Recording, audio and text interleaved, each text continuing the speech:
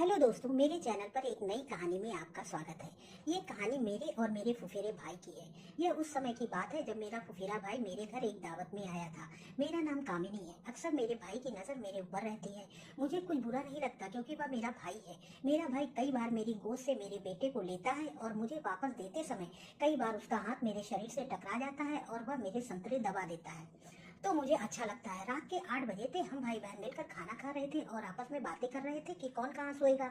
मोहन ने कहा मैं दीदी के साथ सोऊंगा। यह सुनकर मेरी बहन खुश हो गई और इधर मैं भी खुश थी कि मेरा भाई मेरे साथ सोएगा। रात को जब मैं कमरे में सोने के लिए गई तो बैग से नाइटी निकालने लगी, पर बैग में मुझे नाइटी नहीं दिखी। तो दूसरे कमरे में गई और दीदी से अपनी नाइटी के लिए बोली।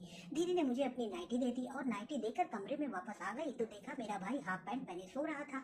उसका खुला आकाश साफ दिख रहा था। मैंने दरवाजे को अंदर से बंद कर लिया और अपने भाई की तरफ देखकर नाइटी पहनने की सोचने लगी। तभी वह देखती है कि उसका भाई गहरी नींद में सो रहा है।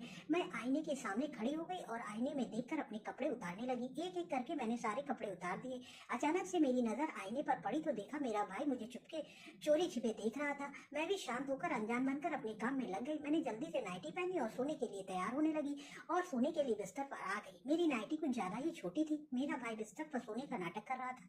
मैं बेड पर आकर एक किनारे लेट गई और अपने भाई को एकटक देखने लगी। मेरे भाई का सामान हिलोरे मारने लगा और खड़ा हो गया था।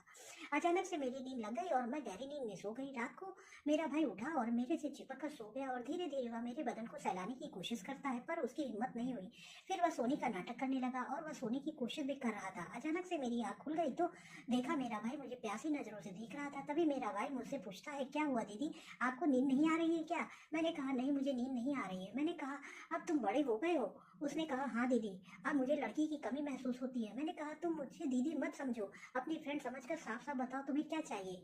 उसने कहा, दीदी मुझे भी शादी करनी है। मैंने कहा, बस इतनी सी बात? ठीक है, मैं तेरे जीजा से बोलकर एक अच्छी लड़की तलाश करती हूँ और जल्दी ही तुम्हारी शादी करवाती हूँ, नहीं तो तुम मुझे ही कसकर ठोक दो। इस तरह मैंने दीदी को खूब ठोका और चरम सुख को प्राप्त किया और फिर हम लोग सो गए।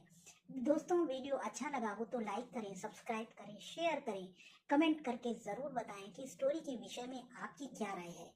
बेल आइकन को जरूर दबाएं ताकि अगली वीडियो का नोटिफिकेशन